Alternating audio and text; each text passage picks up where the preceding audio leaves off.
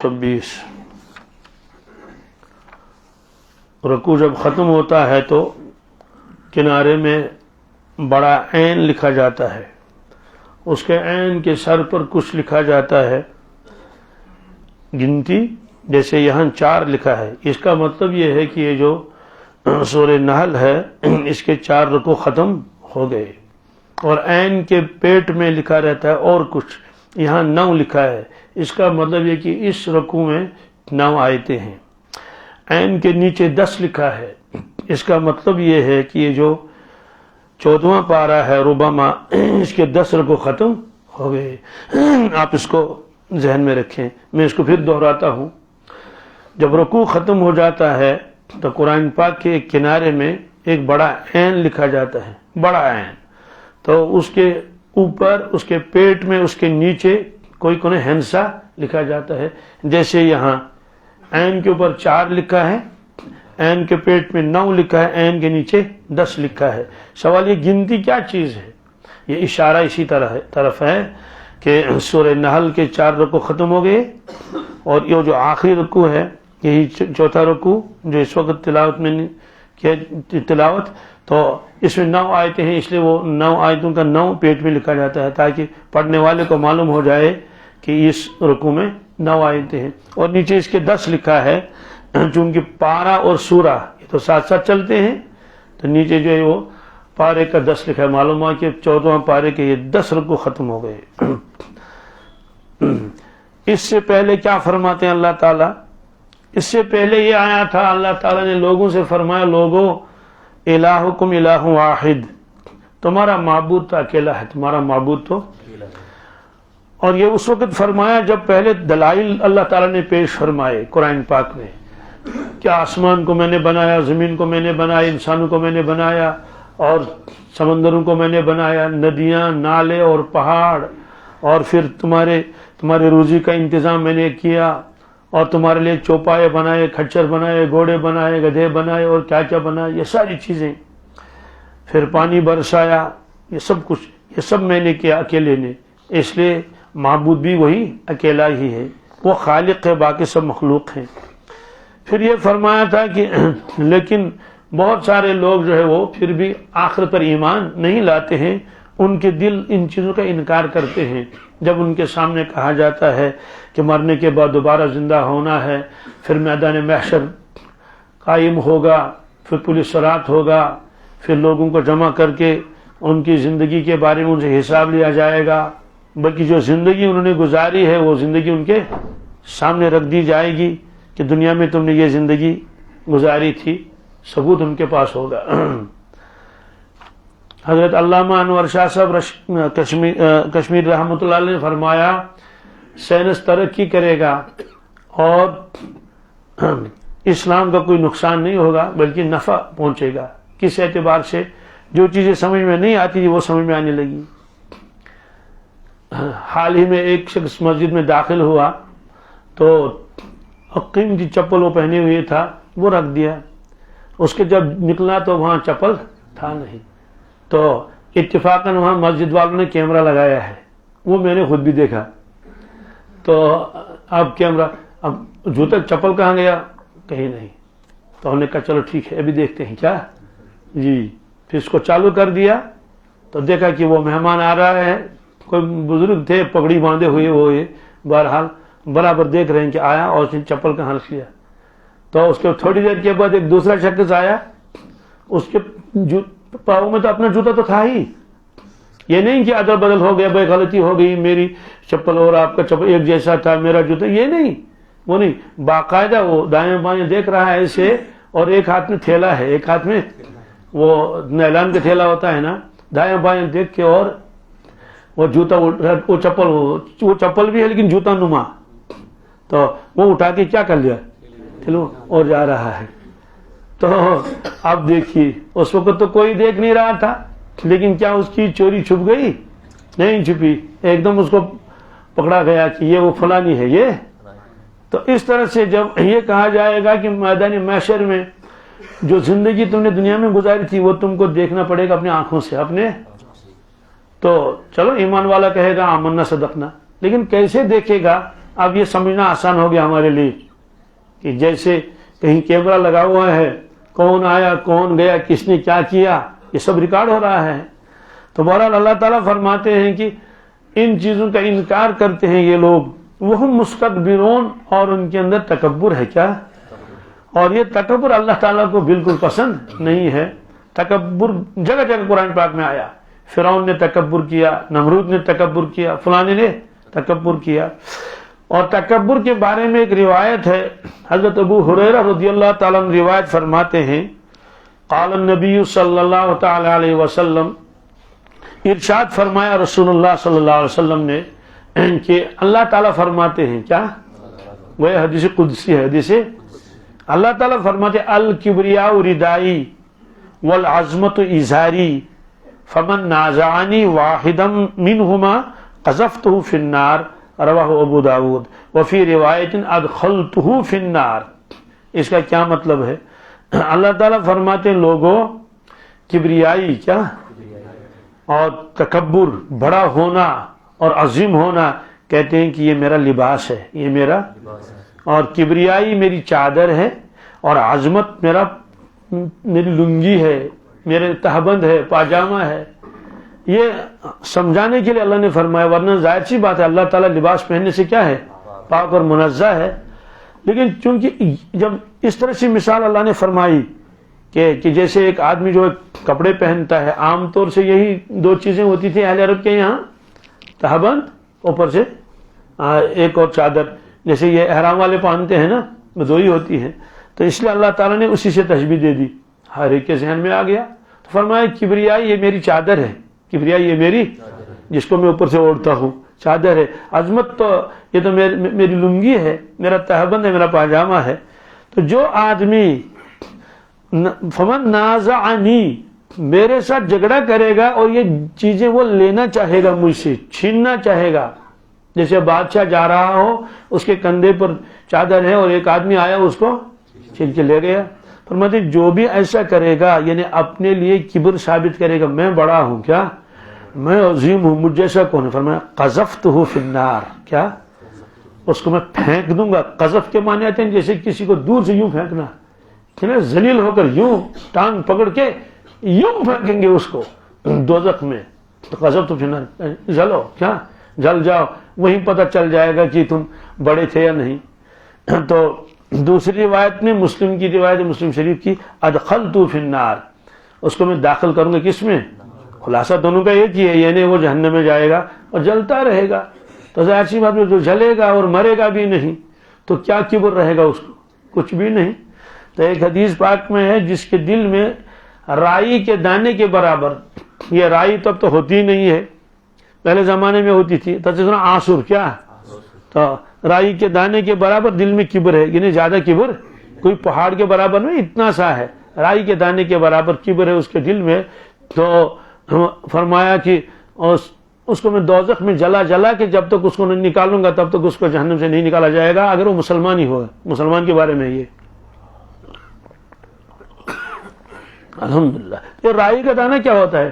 اللہ بچائے، کبھی کسی کو کوئی تکلیف ہوتی ہے نا تو اس کی ریلیں بتاتی ہیں، کہتے ہیں بھائی ایک تو ڈاٹ ہے، کیا ہے، اتنا سا دکھا رہا ہے، اتنا سا، کسی کو زیادہ ہوتا ہے کسی کو ذرا سا. تو یہ کبر اللہ تعالیٰ کو بالکل ہی پسند نہیں. فرمایا یہ میرا حق ہے، یہ میرا، تو بندے کو کیا حق ہے کہ وہ چھینے میرا حق اور اپنی طرف اپنے لیے ثابت کر لے. یہ فرمایا تھا. پھر یہ آیا تھا کہ یقیناً اللہ تعالیٰ سب جانتے ہیں، سب کچھ جو وہ ظاہر کرتے ہیں، جو وہ چھپاتے ہیں، دلوں میں کیا چھپایا ہوا ہے، چھپا ہوا یہ بھی اللہ تعالیٰ جانتے ہیں، کس چیز کا وہ اظہار کرتے ہیں یہ بھی معلوم ہے. انہ لا یحب المستکبرین، فرمایا تھا کہ اللہ تعالیٰ تکبر کرنے والوں کو پسند نہیں فرماتے. پھر اللہ تعالیٰ نے فرمایا کہ جب نئے لوگ مکہ شریف میں داخل ہوتے ہیں، آس پاس کے علاقوں والے، تو مکہ شریف کے رہنے والے لوگوں سے پوچھتے ہیں رسول اللہ صلی اللہ علیہ وسلم کے بارے میں، یہ صاحب جو آپ کے اندر ہیں اور دعویٰ کرتے ہیں کہ میں نبی ہوں اور کتاب بھی سنا رہے ہیں، کلام سنا رہے ہیں، آپ کی کیا رائے ہے اس کے بارے میں؟ تو وہ لوگ جواب دیتے تھے کہ قرآن کچھ نہیں ہے، نبوت نہیں، البتہ یہ کچھ کہانیاں سنا رہے ہیں، نعوذ باللہ من ذالک، پرانے لوگوں کی. کس کے؟ یہ انہیں جواب دیا تھا. اس کے مقابلے میں آگے آئے گا آج کے اس رکوع میں کہ جب ایمان والوں سے یہی سوال کیا جاتا ان کا جواب دوسرا تھا. تو اللہ تعالیٰ فرماتے ہیں ایسا کرنے سے انہوں نے ایک خود انکار کیا, اس کا بوجھ تو ہے ہی, اور جو لوگ اسلام قبول کرنا چاہتے تھے لیکن یہ ان کو بدظن کرتے تھے اور وہ ملاقات کے بغیر واپس چاہتے تھے, کہتے ہیں پھر اس شخص سے ملنا مناسب نہیں ہے تو چلے جاتے تھے, کہتے ہیں ان کا بوجھ بھی ان کے اوپر ہے اور قیامت کے دن یہ کامل بوجھ لے کر آئیں گے, اس بوجھ کے نیچے دبے ہوئے ہوں گے. پھر فرمایا کتنا بڑا بوجھ ہے یہ. آج کے سبق میں اللہ تعالیٰ فرماتے ہیں کہ اہل مکہ سے پہلے بھی دنیا میں بہت سارے لوگ آئے, بہت سارے امتیں آئے, بہت سارے اقوام آئے, انہوں نے بھی اپنے اپنے زمانے میں اپنے اپنے نبی کے ساتھ مقابلہ کیا. آخر میں کیا انجام ہوا کہ ان کے اوپر عذاب آ گیا. فرمانے قد مکر الذین من قبلہم, یقیناً بہت چالیں چلی وہ لوگ جو اس سے پہلے آئے تھے دنیا میں, مکہ والوں سے پہلے. فأتی اللہ بنیانہم من القواعد, پس اللہ پہنچا ان کی عمارتوں کی بنیادوں پر. اس کا کیا مطلب ہے؟ فرماتے ہیں کہ جو عمارتیں انہوں نے بنائی تھی فخر علیہم سقف, اللہ کا عذاب وہاں پہنچ گیا تو چھتیں آ کر ان پر گر گئیں, چھتیں آ کر ان پر. اس کے دو مطلب ہے. ایک مطلب اس کا یہ ہے کہ واقعی عمارتیں گر گئی, واقعی عمارتیں, تو جن عمارتوں کے اوپر ان کو ناز تھا کہ بڑی مضبوط عمارت ہے, یہ وہ ہے, یہ ہے, جیسے قوم عاد کے اوپر ہوا کا طوفان اللہ نے بھیجا تو عمارتیں سب گر گئی, تو ملبے کے نیچے دب کر ختم ہو گئے, ہوا نے ان کو اٹھایا کہیں سے کہیں پہنچا دیا. یہ تو واقعی عمارتیں گر گئی. اور اسی طرح سے جو قوم لوط, وہ تو اللہ فرشتوں نے زمین ہی اٹھائی, کیا اللہ اکبر, فرشتوں نے زمین ہی کو اٹھا لیا اور بہت اوپر لے کے الٹ کے نیچے پٹک دیا. تو ظاہر سی بات ہے جو چھتیں اوپر تھی وہ کیا آ گئی, نیچے آ گئی. خلاصہ ہے کہ دنیا میں مختلف قومیں آئی ہیں جن کے اوپر اس طرح کا عذاب آ چکا ہے, تو حصی عمارتیں بنائی تھی وہ ان کے اوپر گر گئی. اور ایک جگہ قرآن پاک نے یہ بھی فرمایا, قرآن پاک نے کیا فرمایا, ایک جگہ فرمایا کہ فرعون نے ایک مرتبہ کہا حامان سے, کس سے, جی حامان سے کہا کہ اے حامان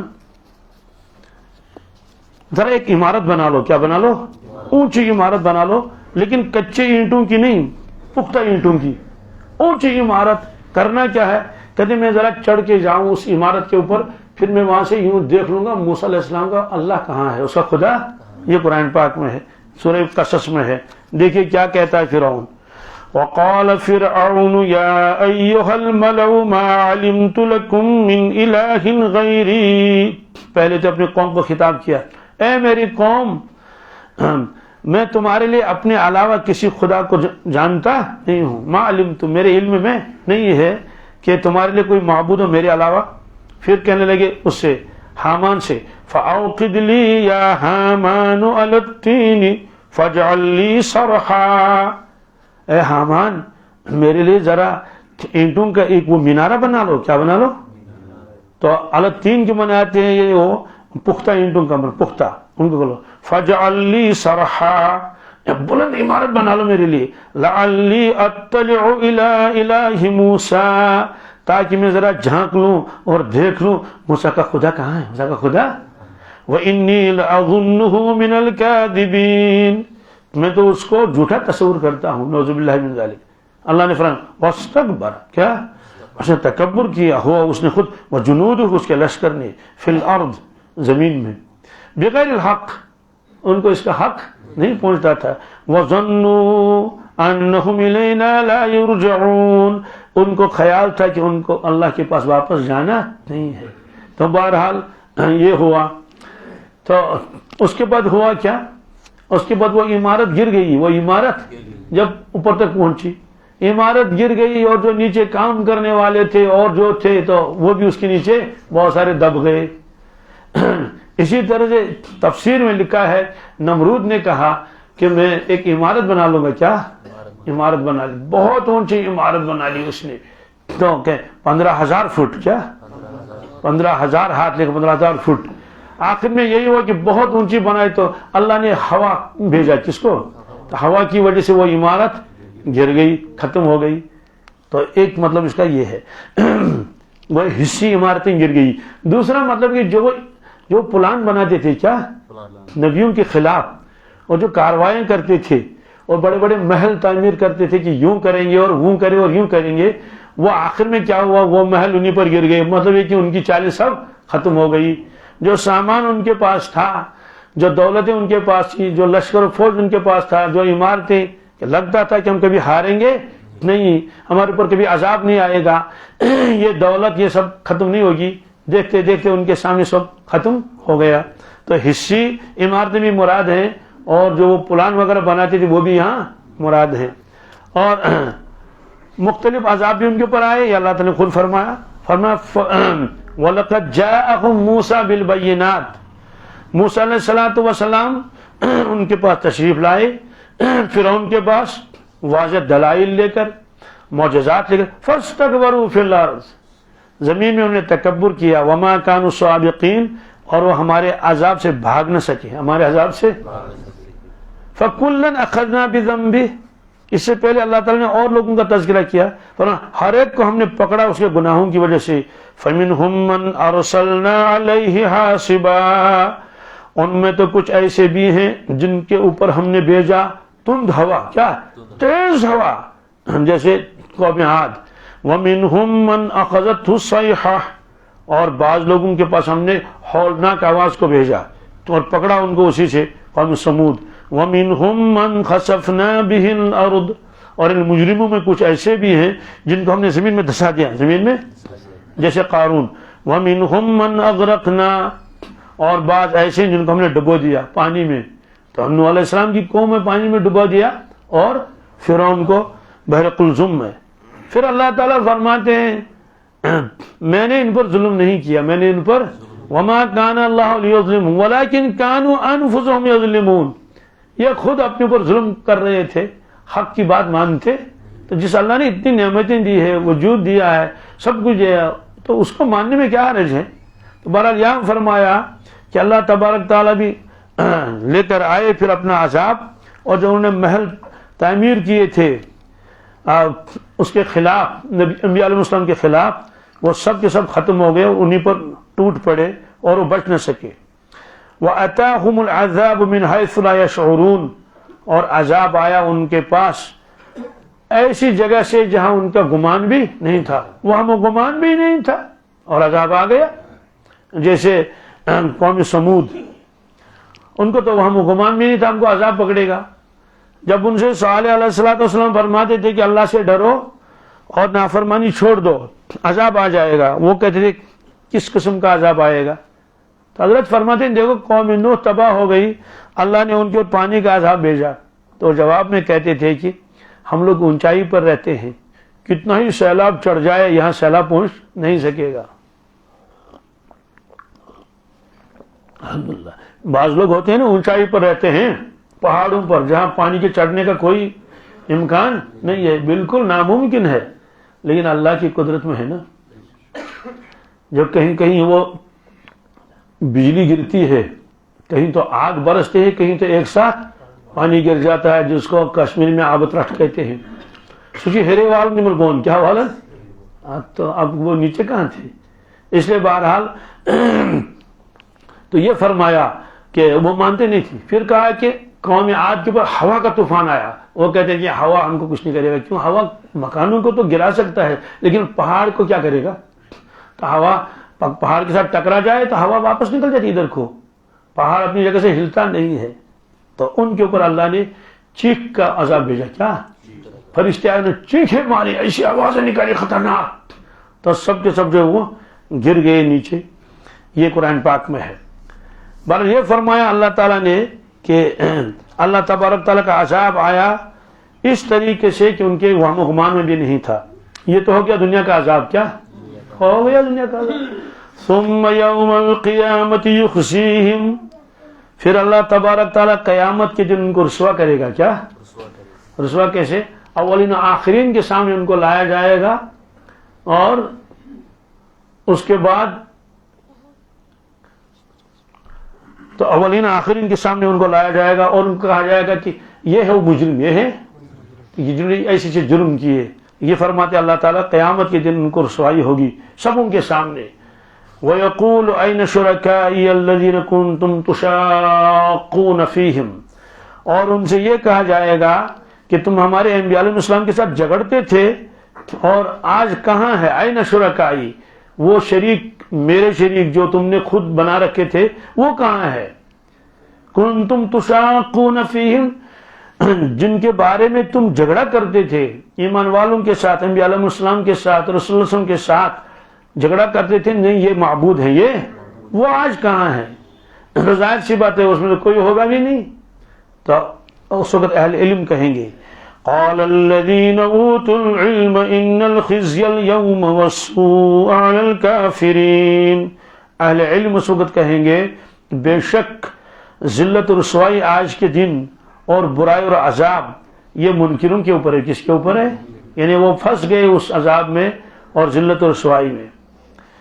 الذین تتوفاہم الملائکۃ ظالمی انفسہم، ان کی حالت اللہ تعالیٰ بیان فرماتے ہیں کہ فرشتے آئے اور انہوں نے ان کی جانیں نکالی.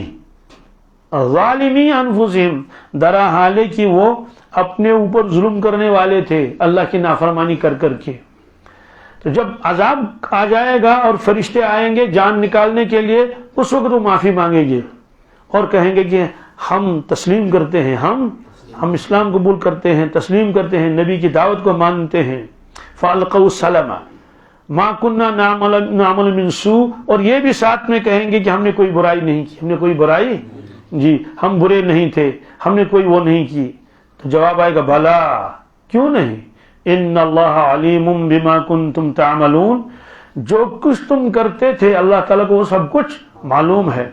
تو معلوم ہوا کہ مرنے کے وقت جو ہے یہ سارے لوگ جو بھی ہو وہ اس وقت کلمہ پڑھ لیتے ہیں جب مرنے کا وقت آتا ہے. چونکہ فرعون کے بارے میں بھی ہے، جب فرعون کے مرنے کا وقت آ گیا تو اس نے اس وقت اسلام قبول کر لیا. یعنی اب موسیٰ علیہ السلام سے کہنے لگے کہ میں مانتا ہوں کہ اللہ تعالیٰ ایک ہے، لیکن اس وقت اس کی دعا وہ قبول نہیں ہوئی. جی یہ قرآن پاک میں ہے، سورہ ہود میں ہی ہے شاید. حتی اذا ادرک الغرق قال آمنت انہ لا الہ الا الذی آمنت بہ بنو اسرائیل وانا من المسلمین. یہ اس نے کہا کہ میں مسلمانوں میں سے ہوں اور میں کلمہ پڑھ لیتا ہوں. یہ ہے وجاوزنا ببنی اسرائیل البحر، اللہ تعالیٰ فرماتے ہیں ہم نے بنی اسرائیل کو سمندر کے پار کر دیا. فاتبعہم فرعون، فرعون ان کے پیچھے لگ گیا، وجنود، اس کا لشکر، بغیاں وعدوا، زیادتی اور ظلم کے ساتھ، کیونکہ وہ ان کو واپس لانا چاہتا تھا. حتی اذا ادرکہ الغرق، یہاں تک کہ وہ ڈوبنے لگا، یہاں تک وہ ڈوبنے لگا. قال آمنت، کیا کہ میں ایمان لا چکا ہوں، کس بات پر؟ انہ لا الہ الا الذی آمنت بہ بنو اسرائیل، اس معبود پر میں ایمان لا چکا ہوں اور اس پر میں نے ایمان لایا جس پر ایمان لائے ہیں بنو اسرائیل کو، بنی اسرائیل جس پر ایمان لائے ہیں ان پر میں نے صاف وضاحت کر لی. وَأَنَا مِنَ الْمُسْلِمِينَ، کہنے لگے میں فرمان بردار ہوں، میں فرمان. یعنی اس وقت اس نے کہا کہ آپ نے موسیٰ علیہ السلام کو نبی مانا اور بنی اسرائیل جس کی عبادت کرتے ہیں اس کو میں بھی عبادت کر لیتا ہوں، خود اپنا معبود ہونا سب بھول گیا. وَأَنَا مِنَ الْمُسْلِمِينَ، اس کو جواب دیا اس وقت اللہ تعالیٰ نے کیا جواب دیا؟ الآن، اچھا اب، کوشر ترجم کو وہیں پہ کا پائس کیا؟ وقد عصیت قبل، اس سے پہلے تم نے نافرمانی کی. وکنت من المفسدین، اور تو بڑا فسادی تھا. کیا تھا؟ اب وہ کہتے ہیں مجھے بچاؤ، میں نے ایمان قبول کر لیا. کہتے ہیں اب نہیں. فَالْيَوْمَ نُنَجِّيكَ بِبَدَنِكَ لِتَكُونَ لِمَنْ خَلْفَكَ آیَةً، آج کے دن ہم بچائیں گے تمہارے جسم کو، تمہارے، کیونکہ سب تو ڈوب گئے، سب غائب ہو گئے، نیچے چلے گئے تہ میں، اور جو جانور ہے وہاں مچھلیاں اور کیا کیا انہوں نے ان کو کیا کر لیا, کھا لیا, ختم کر لیا. تو لیکن فرعون کی لاش کو کسی نے کھایا, اللہ نے اس کو بچا لیا, اوپر ہی رکھ دیا. فرمایا کہ آج میں تیرے بدن کو, تیری لاش کو محفوظ رکھوں گا. اور لمن خلفک آیا, لتکون لمن خلفک آیا, تاکہ جو آپ کے بعد دنیا میں آئیں گے ان کے لیے عبرت رہے. کیا عبرت کی نشانی رہے گی. اچھا یہ ہے وہ فرعون. چنانچہ وہ موبائل میں تو بہت ہے آج وہ. وَإِنَّ كَثِيرًا مِّنَ النَّاسِ عَنْ آيَاتِنَا لَغَافِلُونَ. اللہ تعالیٰ فرماتے ہیں بے شمار لوگ, بے شمار ہماری آیتوں سے غافل ہیں. کیا ہیں؟ ہماری قدرت کی نشانیوں سے بے شمار لوگ معلوم ہی نہیں, معرفت ہی نہیں اللہ کی. ہم کون ہیں, کیوں دنیا میں آئے ہیں, جانا کہاں ہیں, کس لیے آئے ہیں, آگے کیا کیا ہونے والا ہے. اللہ فرماتے ہیں بہت سارے کیا ہیں, غفلت میں ہیں. تو فرماتے ہیں کہ جس وقت ان کی جان نکالی جائے گی, فرشتے آئیں گے تو وہ اس وقت کریں گے کہ ہم مانتے ہیں, اسلام بھی قبول کریں گے, سب کریں گے, اور یہ بھی کہیں گے ہم نے کوئی برائی نہیں کی ہے. ان کو بتا جائے گا بالکل نہیں, تم نے برائی کی ہے. اور یہ جو جان نکالی جائے گی, یہ قرآن پاک میں کئی جگہ ہے کہ اس وقت کیا کیفیت ہوتی ہے, اللہ تعالیٰ بچائے. تصور سے ہی ڈر لگتا ہے. قرآن پاک نے ایک جگہ فرمایا وَلَوْ تَرَىٰ إِذِ الظَّالِمُونَ فِي غَمَرَاتِ الْمَوْتِ وَالْمَلَائِكَةُ بَاسِطُو أَيْدِيهِمْ. کہ اے مخاطب اگر آپ دیکھیں گے, یہ سورہ انعام میں ہے, کہ جس وقت ظالموں کو موت آتی ہے, کیا آتی ہے, اور وہ جو موت کی سختی میں ہوتے ہیں اور فرشتے آ جاتے ہیں اور وہ ہاتھ بڑھاتے ہیں, ہاتھ باسطو ایدیہم, اور ان سے کہتے ہیں اخرجو انفسکم, اخرجو, چلو اپنی روح نکالو, نکالو روح. الیوم تجزون عذاب الہون, آج تم کو ذلت کی سزا دی جائے گی. بما کنتم تقولون علی اللہ غیر الحق, اس لیے کہ تم اللہ تعالیٰ کو کے جھوٹی باتیں اس کے منسوب کرتے تھے. وکنتم عن آیاتہ تستکبرون, اور تم اللہ کی آیتوں سے تکبر کرتے تھے, مانتے نہیں تھے. تو یہ اس وقت ان سے کہا جائے گا. اب اللہ تعالیٰ بچائے, اس وقت کیا گھبراہٹ کا عالم ہوگا. آپ صلی اللہ علیہ وسلم فرمایا کہ اس وقت فرشتے آتے ہیں اور ان کے منہ سے آگ نکلتی ہے اور لمبے لمبے ناخن ہوتے ہیں, عجیب قسم کے بال ہوتے ہیں, اور جسم بہت بڑا خطرناک ڈراونا. ایک روایت میں ہے کہ حضرت ابراہیم علیہ السلام نے ملک الموت سے فرمایا تھا, ملک الموت جب تم نافرمانوں کی جان نکالتے ہو تو اس وقت تم کس شکل میں آتے ہو. تو انہوں نے کہا اے اللہ کے خلیل, آپ اس کو برداشت نہیں کریں گے, اس شکل کو. کہا پھر بھی, انہوں نے کہا ٹھیک ہے آپ تو خلیل اللہ ہیں, آپ کی بات کون ٹالے. تو کہا حضرت آپ اپنا سر مبارک ادھر پھیر لیں, تب تک میں اپنی شکل بدل دوں, کیونکہ فرشتوں کو یہ طاقت اللہ نے دی ہے, وہ اپنا روپ بدل لیتے ہیں. بہرحال تو ابراہیم علیہ السلام نے سر مبارک ادھر کر لیا, تب تک جو اس نے اپنا روپ بدل لیا اور کہا حضرت دیکھ لیجئے میری طرف. اب ابراہیم علیہ السلام نے دیکھا کہ او اللہ خطرناک دیو شکل کا ہے اور اسے وہ ہے عجیب غریب. تو ابراہیم علیہ السلام اتنے مضبوط ہیں, پھر بے ہوش ہو گئے. کیا وہ دیکھ ہی نہیں سکے اس کو ایسی خطرناک شکل میں. تو جب پھر ہوش آیا تو جبریل وہ ملک الموت علیہ السلام اپنی شکل میں آئے تھے. پھر عرض کیا اے خلیل اللہ, بس اسی شکل میں آتا ہوں کیا. اس نے کہا کہ اگر اس کے علاوہ کوئی عذاب بھی نہ ہو, لیکن یہی عذاب کیا کم ہے, اس شکل میں تم آتے ہو جان نکالنے کے لیے. ہاں اسی شکل میں آتے ہیں. تو حدیث میں ہے کہ جب جان نکالنے کے لیے فرشتے آتے ہیں تو روح چھپ جاتی ہے, یعنی وہ نکلنا نہیں چاہتی ہے, اس لیے فرشتے اس کو مارتے ہیں. قرآن پاک میں بھی ہے یضربون وجوہکم وادبارہم, تو اس کے چہروں پر مارتے ہیں, اس کے شانوں پر مارتے ہیں, اسے کہتے ہیں چل نکال روح. تو مجبوراً روح جو ہے وہ پھر نکل جاتی ہے. تو وہ فرشتے اسے نکالتے ہیں ایسے. تو نکالی اس کی روح. اس وقت جو ہے وہ روح باتیں کرتی ہے اس آدمی سے جس کے جسم میں وہ ہو, اور ایک بدبو نکلتی ہے بہت زیادہ خطرناک. وہ اس کے کفر کی اور شرک کی اور بدعمالی کی بدبو ہوتی ہے. ایسی بدبو دنیا میں نہیں. تو روح اس آدمی سے بات کرتی ہے اور کہتی کہ لعنت ہو آپ کے اوپر, آپ نے اپنے آپ کو بھی برباد کیا اور مجھے بھی تباہ و برباد کر لیا. تو دوزخ کا ایک ٹاٹ لایا جاتا ہے، اس میں اس کو رکھ دیا جاتا ہے اور فرشتے اس کو لے جاتے ہیں۔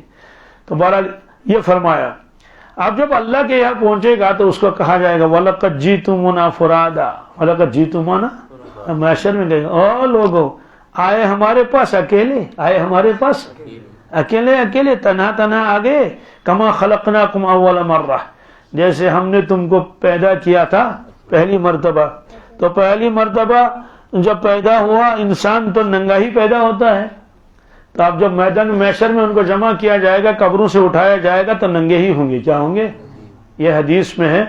ارشاد فرمایا رسول اللہ صلی اللہ علیہ وسلم نے یحشر الناس یوم القیامت حفاتا عراتا غرلا، پھر آپ نے یہ فرمایا سب سے پہلے میں اپنے قبر شریف سے نکلوں گا اور قبر شریف کے پاس جبریل امین علیہ السلام براق لے کر موجود ہوں گے، حاضر ہوں گے، اور اس کے ہاتھ میں جنت کا لباس ہوگا۔ تو جو ہی میں اپنے قبر شریف سے نکلوں گا تو سب سے پہلے وہ میری خدمت میں جنت کا جبہ لباس پیش کرے گا اور میں اس کو زیبتن کروں گا، اس کو پہنوں گا، پھر براق پر میں سوار ہو جاؤں گا اور پہنچوں گا محشر کے اس جگہ پر جہاں اللہ نے عدالت قائم کی ہے، اور میرے لیے ایک تخت بچھا ہوا ہوگا، میں جا کے اس تخت پر جو ہے وہ آپ جلوہ افروز ہو جائیں گے۔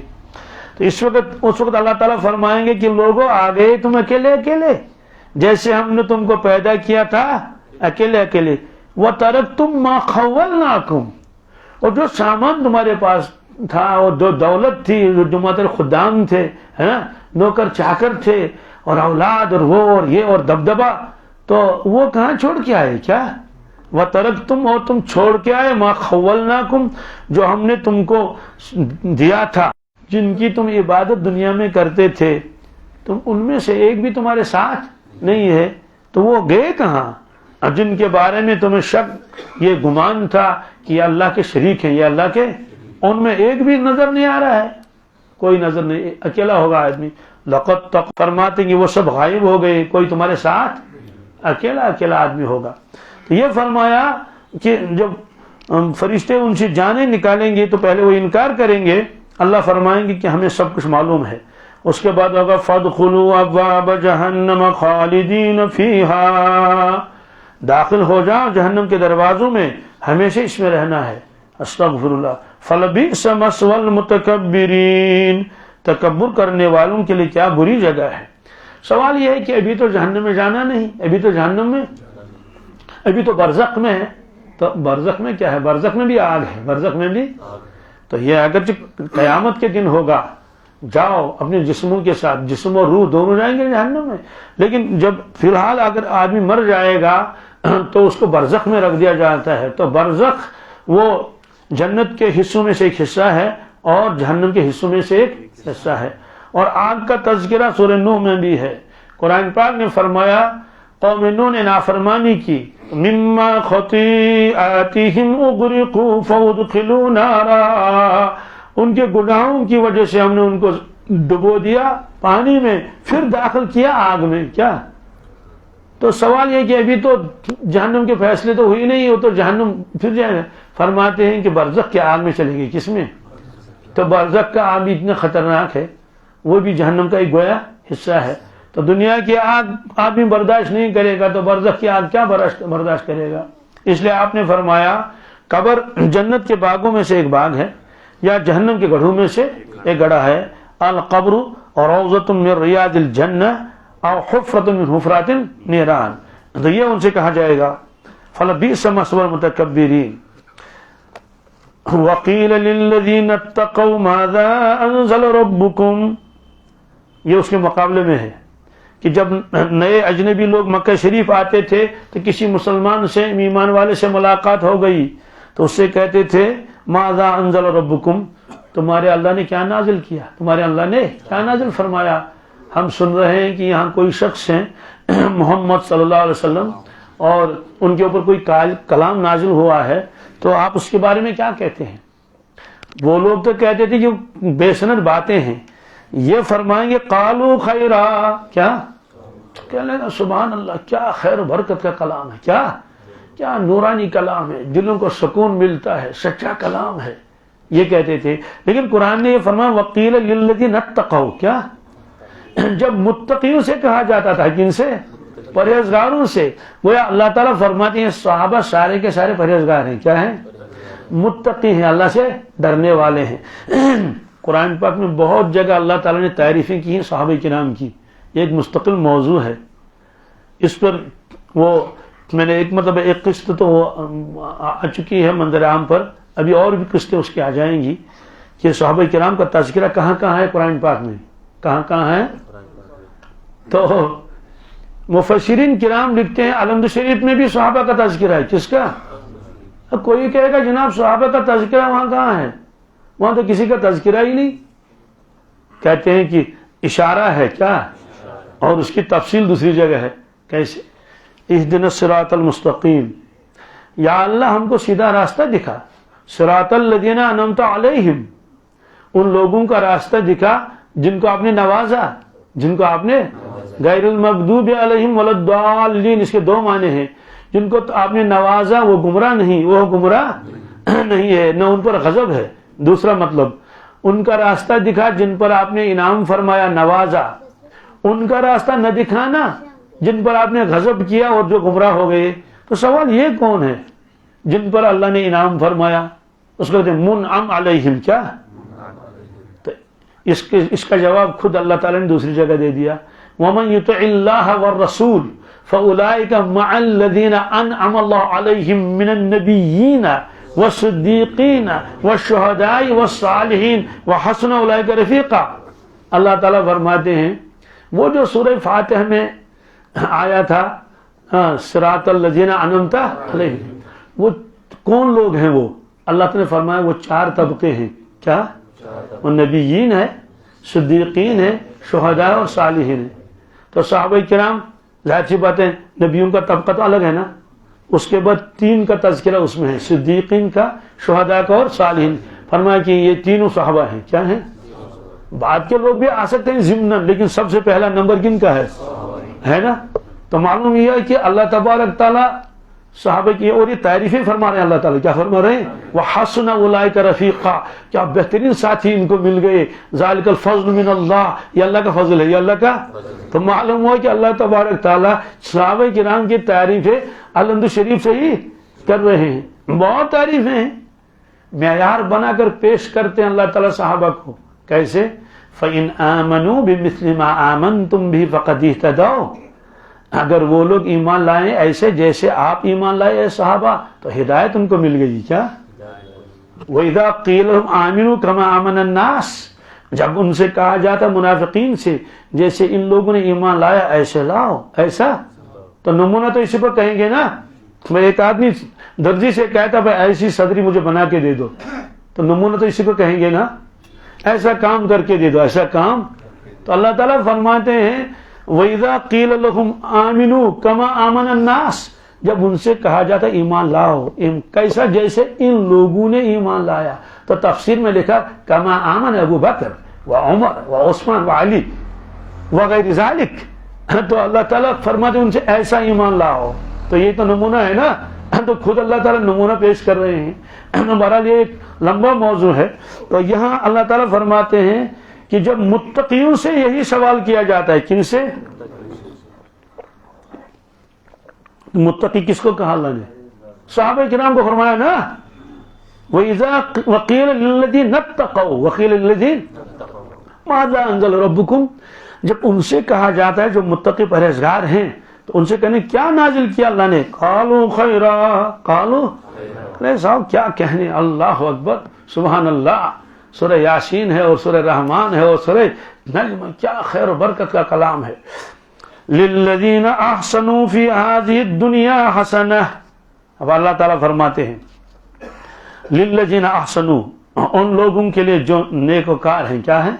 جنہوں نے نیکیاں کی فی هذه الدنیا، اس دنیا میں، حسنۃ، ان کے لیے تو بلائی ہے، بہتری ہے، اچائی ہے. ولدار الآخرۃ خیر، اور آخرت کا در تو گھر بہت بہتر ہے، بہت. وَلَنِعْمَ دَارُ الْمُتَّقِينَ، اللہ ان متقین کے لیے کیا واقعی بہترین گھر اللہ نے بنایا. تو اللہ تعالیٰ صحابہ کرام کو متقی فرماتے ہیں. کیا فرماتے ہیں؟ متقی سے کہیں پرہیزگار، اللہ سے ڈرنے والے، اللہ سے محبت کرنے والے، گناہوں سے بچنے والے. فرماتے ہیں یہ گھر کہاں ہے؟ کہ جنات عدن یدخلونها، یہ باغات ہیں. کیا ہے؟ عدن کے معنی جو کبھی ختم نہ ہوں. دنیا کے باغ ختم ہوتے ہیں نا، اللہ تعالیٰ جنت کے باغ کبھی ختم. یدخلونها، یہ متقی سب اس میں داخل ہو جائیں گے. تو سب سے پہلا طبقہ تو صحابہ کا داخل ہو جائے گا کہ سب سے بڑے متقی تو وہی ہے نا. تجری من تحتها الانہار، ان باغوں کے اندر نہریں جا رہی ہیں. نہریں جاری ہیں، نہریں اللہ، دودھ کی نہر ہے اور شہد کی نہر ہے اور پانی کی نہر ہے اور شرابن طہورا کی نہر ہے. لہم فیہا ما یشاؤون، ان کے لیے وہاں ہے جو وہ چاہیں. کیا؟ جس چیز کی وہ تمنا کریں گے وہ چیز مل جائے گی. دنیا میں ایسا نہیں. کیا؟ دنیا میں ایسا نہیں ہے کہ آدمی جو چاہے اس کو وہ ملے. تو بہت سارے ارمان ایسے ہی رہ جاتے ہیں. فرماتے کہ وہاں وہ جو چاہیں گے وہ ان کو ملے گا. صحت، زندگی، جوانی، حسن، جمال، عزت، ہر چیز جو تمنا کریں گے وہ.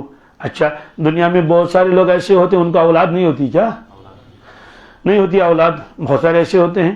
تو اب لوگ جنت میں جائے گا وہ کہیں گے جناب ان کی بھی تو اولاد ہے، ان کی بھی تو اولاد ہے. اگرچہ وہ دور دور ہی رہ رہے ہیں، الگ الگ اپنے اپنے مکانوں میں رہیں گے نا، لیکن بہرحال ملنے کے لیے آئیں گے، ملاقات کے لیے. تو آسم کو ٹویٹھی ساسم کو آج کا تو ماسٹر اور پپا سے میں خبر تو جائیں گے نا.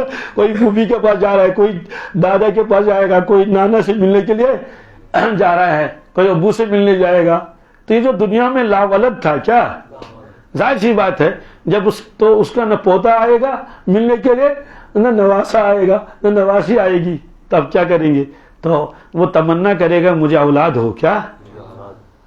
تو جب وہ تمنا کرے گا اولاد ہو، اسی دن اللہ تعالیٰ اس کو اولاد عطا فرمائیں گے. اسی دن اس کو وہ پیدا بھی ہوگا. کیا ہوگا؟ اور اسی دن وہ جوان ہوگا. اسی دن وہ لے یہ تمہاری اولاد ہے، تمہاری. اب وہ کتنا چاہے، 4 چاہے 10 چاہے، جتنا چاہے اتنا مل جائے گا اس کو. کیونکہ قرآن نے فرمایا وَلَكُمْ فِيهَا مَا تَشْتَهِي أَنفُسُكُمْ، جو تمہارا جی چاہے گا وہ تم کو مل جائے گا. ایک حدیث میں ہے کہ جنتی بازار جائیں گے. کیا؟ کوئی خریدنا وریدنا نہیں ہے، بس ٹہلنا ہے. کیا؟ چلو بازار دیکھیں گے، جائیں گے بازار. دنیا میں بازار جانا بلا وجہ وہ یہ کوئی اچھی بات کیوں؟ حدیث میں ہے کہ احب البلاد الی اللہ مساجدها وابغض البلاد الی اللہ اسواقها، کہ دنیا میں سب سے بہترین اور پیاری جگہ اللہ تعالیٰ کے نزدیک مساجد ہیں. کیا؟ کہ وہاں ذکر و اذکار ہوتا ہے، نمازیں ہوتی ہیں، دعائیں ہوتی ہیں.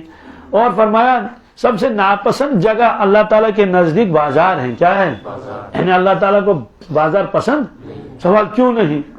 بازار میں کیا کیا نہیں ہوتا ہے. سب سے پہلی بات تو نمازیں چھوٹ جاتی ہیں. کیا؟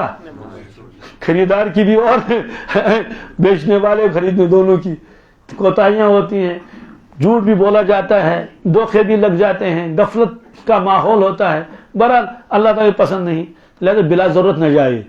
سوال پھر تو دکانداری کرنی نہیں ہے. کس نے کہا نہیں؟ جاؤ دکانداری کر لو، تو اس کا تو کاروبار ہے نا. لیکن ایک آدمی کو کوئی کام ہے ہی نہیں، پھر وہ بازار جا رہا ہے. اسے کہیں کیوں جا رہے ہو بازار؟ کوئی مقصد تو ہونا چاہیے. تو بہرحال حضرت عبداللہ بن عمر بازار جاتے تھے، کام کچھ بھی نہیں. کیا؟ لوگوں نے اسے کہا حضرت آپ بازار جاتے ہیں، ہم دیکھتے ہیں کہ آپ خریدتے کچھ بھی نہیں. خریدتے؟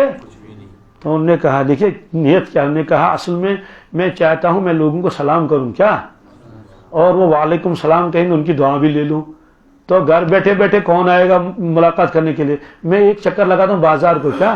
تو جو سامنے آیا السلام علیکم، جو سامنے آیا السلام، تو سلام، تو وہ سلام کرنے کے لیے بازار جاتا تھا، پھر واپس آ جاتا تھا.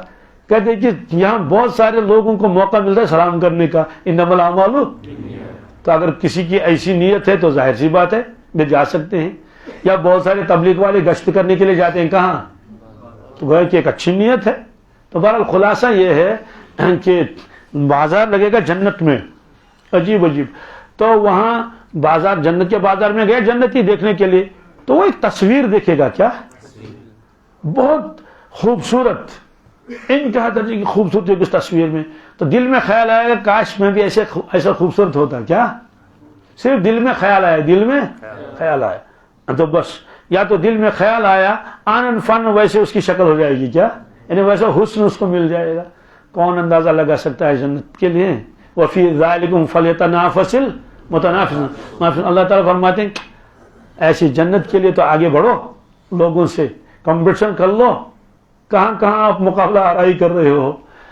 تو ایک روایت میں کہ جنتی بازار میں جائے گا اور ایک عجیب چیز دیکھے گا، کیا بہت ہی عجیب و غریب خوبصورت چیز اور کیا کیا پیاری چیز ایسے، اور دل میں خیال ہے کہ میرے گھر میں یہ نہیں ہے، میرے گھر میں یہ. چلو ہو گیا کام. اب جب وہ گھر پہنچے گا تو اس چیز کو گھر میں پائے گا، اس چیز کو کسی سے کہا نہیں، تو فرشتے خود اٹھا کے لے جائیں گے اس چیز کو اللہ کے حکم سے اور رکھیں گے اس کے گھر میں، رکھیں گے اس میں. اسے جنت میں وہاں پیسے خرچ کرنے کی کوئی ضرورت نہیں ہے. تو کیسی جنت ہے یہ فرماتے ہیں اللہ تبارک تعالیٰ. کیا فرماتے ہیں؟ لہم فیہا ما یشاؤون، تو ان کے لیے جنت میں وہ جو وہ چاہیں گے. کذالک یجزی اللہ المتقین، ایسے ہی اللہ تعالیٰ ہر متقی کو جزا دے گا، ہر متقی کو جزا دے گا. اس کا مطلب کیا ہوا؟ اس کا مطلب تو اس میں تو صراحتاً تذکرہ آیا صحابہ کرام کا. کس کا؟ اور اس کے بعد اللہ نے فرمایا ہر متقی جو جس زمانے میں ہو، جس زمانے میں، اس کا بدلہ بھی یہی ہے. اس کا بدلہ بھی سوال، اس کی بھی تو جان نکالنے کے لیے فرشتے آئیں گے. فرمایا کہ الذین تتوفاہم الملائکۃ طیبین، یہ وہ لوگ ہیں کہ جن کی جانیں فرشتوں نے نکالی، جن کی جانیں طیبین، طیب نے پاک، اول کلمہ طیب، طیبین پاکیزگی کی حالت میں. کیا یہ ان کے روح اتنے پاک تھے، کیا تھے؟ اللہ کی محبت، حضور صلی اللہ علیہ وسلم کی محبت، نیک اعمال اور انوارات، اللہ اکبر، یہ سب. تو جب فرشتے جانے نکالے کے لیے آئے، یقولون سلام علیکم، یقولون، تو جب جان نکالنے کے لیے فرشتے آتے ہیں پہلے سلام کرتے ہیں. کیا کرتے ہیں؟ اب یہ کون سا سلام ہے؟ حدیث پاک میں ہے ایک تو وہ اللہ کا سلام پہنچاتے ہیں. کیا؟ اس سے کہتے ہیں کہ اے اللہ کے ولی، اللہ تعالیٰ نے سلام بھیجا ہے آپ کے لیے، یعنی ہم کو فرمایا ہے کہ ان کو سلام کر دو. ہم اللہ کا سلام آپ کو کہہ رہے ہیں، اللہ نے سلام بھیجا آپ کو. دوسرا خود سلام کریں گے. کیا؟ خود بھی سلام کریں گے. تو دونوں صحیح ہے. تو کچھ فرشتے تو اللہ کا سلام پہنچائیں گے، کچھ فرشتے اپنا سلام، یا فرشتے پہلے اللہ کا سلام پہنچائیں گے پھر اپنا سلام کریں گے، یا پہلے اپنا سلام کریں گے پھر اللہ کا سلام. جیسے ہم کسی ملاقات کرتے ہیں السلام علیکم، ٹھیک پر چھوا تھا، اچھا تو اچھا ٹھیک ہے، ہاں سلام سے نہیں بجھ کیا.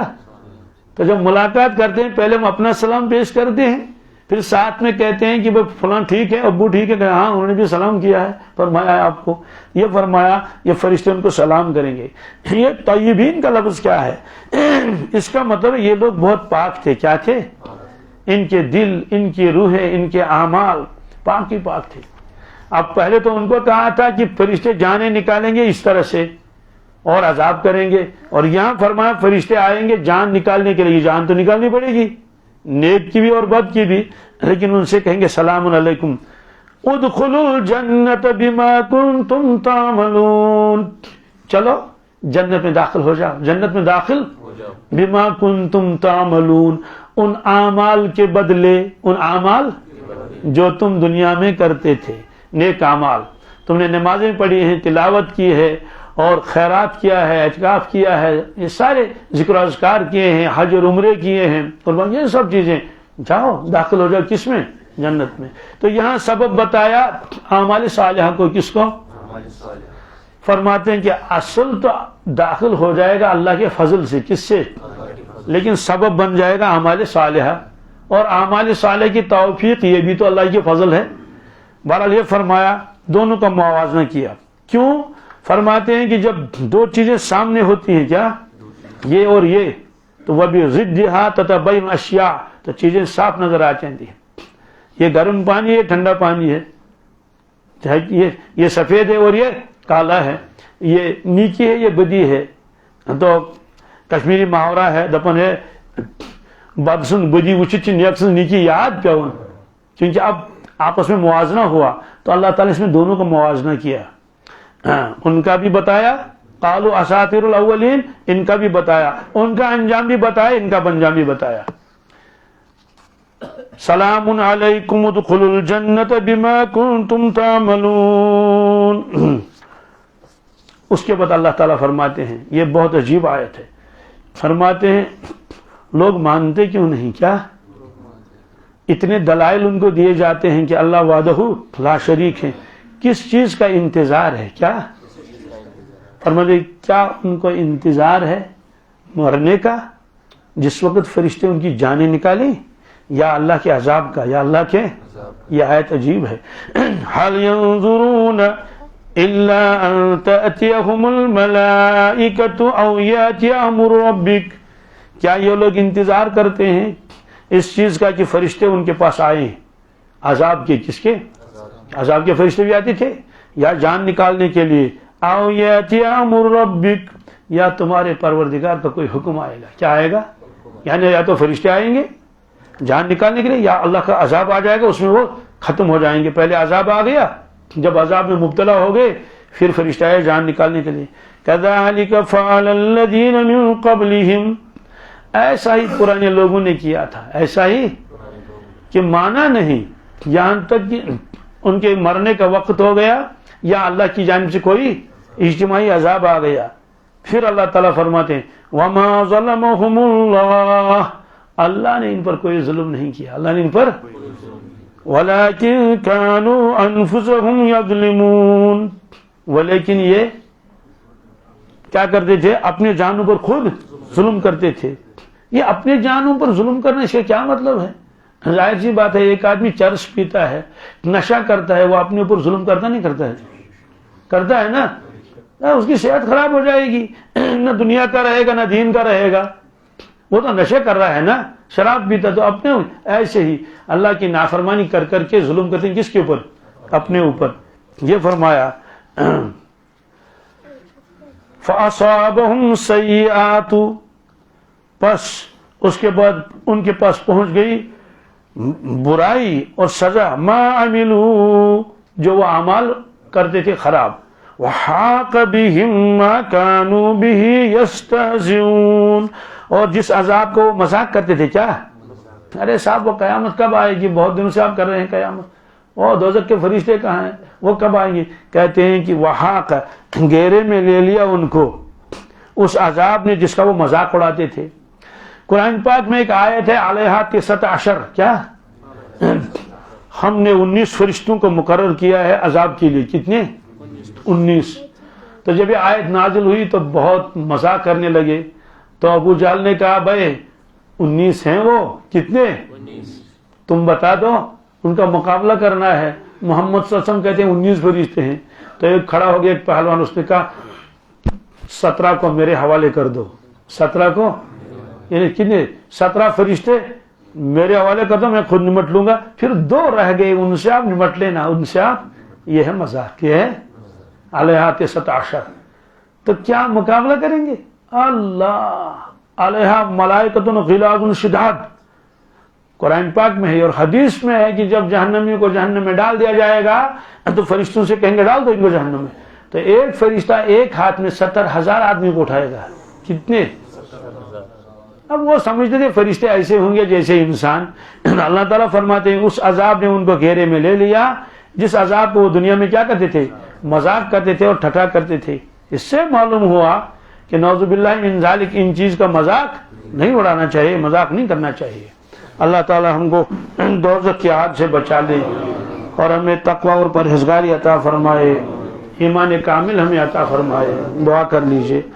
اللہم لک الحمد کلہ ولک الشکر کلہ، اللہم لک الحمد کما ینبغی لجلال وجہک وعظیم سلطانک، اللہم صل علی سیدنا محمد وعلی آل سیدنا محمد وبارک وسلم علیہ وصل على جميع الأنبياء والمرسلين وعلى ملائكتك المقربين وعلى عبادك الصالحين وعلى أهل طاعتك أجمعين وارحمنا معهم برحمتك يا أرحم الراحمين ويا أكرم الأكرمين ويا حبيب التوابين رب اغفر وارحم وأنت خير الراحمين۔ یا اللہ سٹا شان بول رہا ہوں، عظمت بول رہا ہوں، کاچا عظیم دولت چاہتا کر متش ایمان اللہ ہمیش قدری مرن پت یا اللہ ایمانی کامل کر ستا اشتجی ثابت قدم ویتی ایمان اس پہ اشتی واتی مرن وقت ضرور یہ کہ رات گوئی کہ جوانس اٹیک گوس تو گزرو کالے پروردگار اشن پتہ کی اش تہ کر نیرون دنیا مز اے سان رب اس کر ایمان عطا تم سات جنت الفردوس کر اس عطا اس تہ گژھن ملائک ون سلام علیکم یا اللہ تی زندگی کر اس عطا تقوی پرہیزگاری کر اس عطا غفلت کی زندگی نش نجات غفلت کی موت نش نجات ہنگ من مرنے نش نجات کڈریو دادیو نش نجات یا اللہ آپریشن نش نجات ٹیومر گس نش نجات کینسر نش نجات خدایا ہارٹ پرابلم نش نجات کڈنی پرابلم نش نجات یا اللہ سنس عیالس پہ کر رہا سنس عیالس پہ کر رہا سارے اولادن پہ کر رہا یا اللہ گرن میں سے بیمار داری اڑن چھ خاندارن بیمار اڑن چھ اولاد بیمار یا اللہ اڑن چھ پان بیمار اڑن چھ مول موج بیمار یا اللہ شفا کامل کر عطا دوا ورئی کر تک شفا عطا صحت و عافیت کر عطا یا جماعت اس کنترات رحمت اس نظرہ مغفرت اخ نظرہ پنی محبت اخ نظرہ عفو عافیت اخ نظرہ سون بیڑ کر پا اس بچاؤ سختیوں نش اس بچاؤ تکلیفوں نش اس بچاؤ آزمائشوں نش یا اللہ اس کمزور بند اس کو آزمائش برداشت کرت کے چاہے قدرت رحمت نہیں وسیلہ چون دریائی مغفرت نہیں وسیلہ اللہم مغفرتک اوسع من ذنوبنا ورحمتک ارجع عندنا من اعمالنا یا اللہ کائنات کے مسلمان کا دستگیری کا خدایا مظلوم مسلمان کا دستگیری معلوم شن فلسطینی روزہ یا پت کن کیا خبرات شن تو نش کی خدایا تمن موسم فون نہیں وسیلہ